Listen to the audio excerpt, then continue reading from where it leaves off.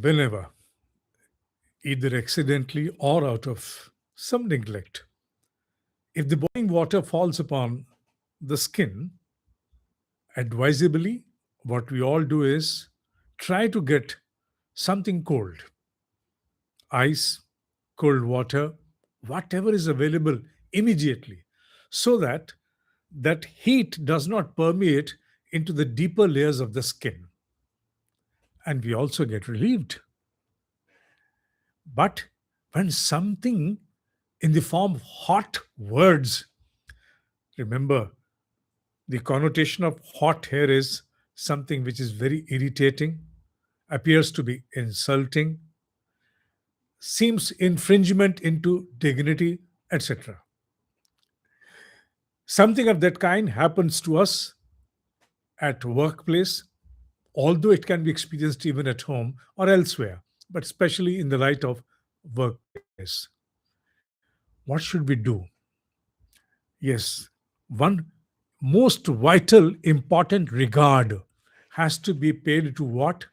Whether that criticism, those words of criticism, were genuine. Were they on account of my own neglect, my negligence, my incompetence, or were they merely an outcome of some arrogant person who unmindfully just wants to throw its weight upon others, inconsiderate about the care for any kind of words or the mind of the other person, just wants to spray bullets, burst fire? There is a big difference between that. If the reason is determined that it was my neglect, it was my incompetence, my ignorance that has led something to go wrong, then I should accept.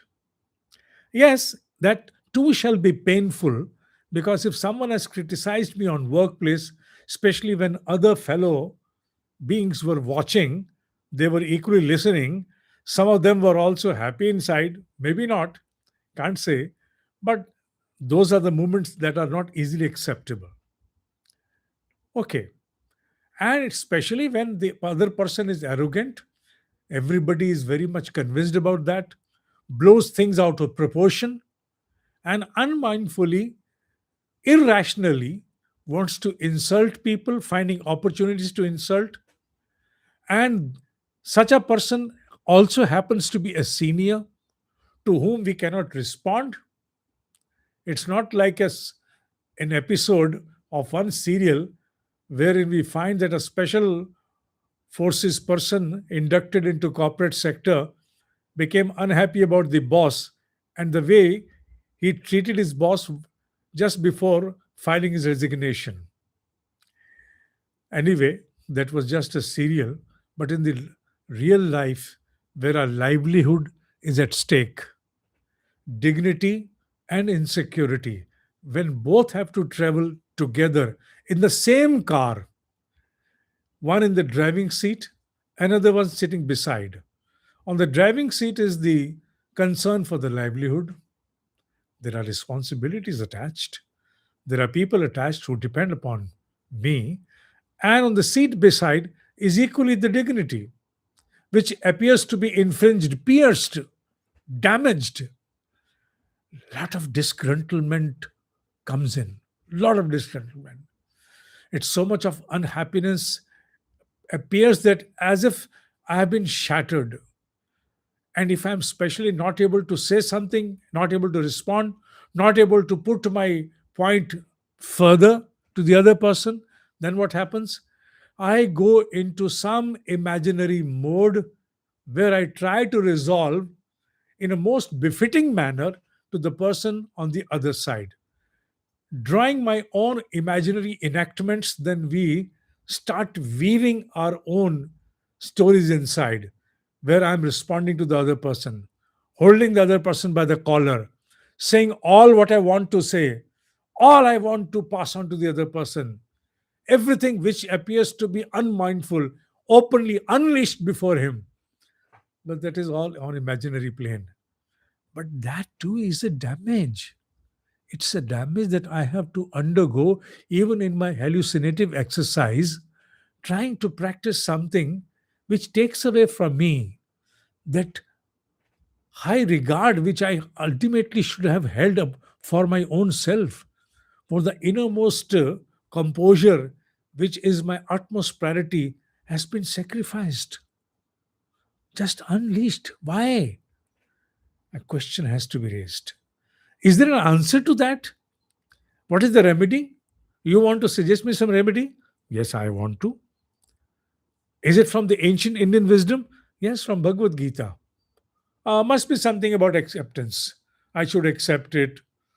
I should just pay no heed to that, etc., etc. Is there something like that? Well, if your outer composure is such, then you are disregarding, with the highest disregard, to something which is the utmost priority of your life. I need not inform you what is the priority of life. I understand the pain, that burning sensation within your mind caused by those words which were scorching, which had so much of blatant effect upon your inner harmony. Admitted, admitted, 100% admitted. But now a balanced inner equilibrium, equanimity has to determine the final response. It cannot be that out of an impulse I start responding, damaging myself if I'm not able to say something outward, not able to put myself outward. So, then what is the prescription that I am going to give you? The prescription comes from the Bhagavad Gita. One of the very important verse which I may be taking up on several accounts, several accounts, the same single verse shall start appearing again and again before you.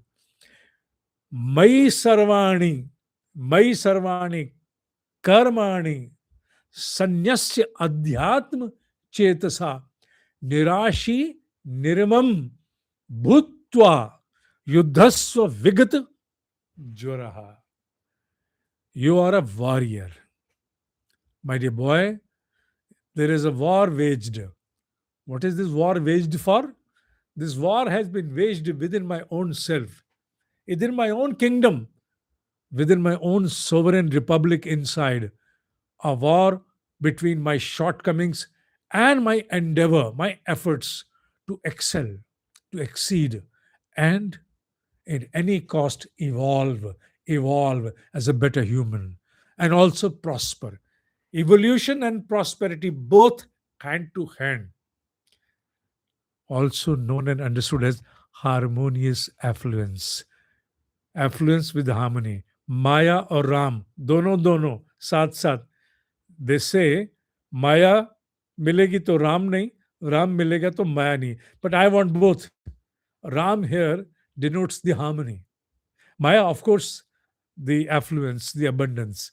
So I seek Maya and Ram both, harmonious affluence. For me, this is my ultimate objective. This particular episode of that day may be momentary. It may be an occurrence which is very painful. In the transition to my ultimate journey, this particular speed breaker came up all of a sudden.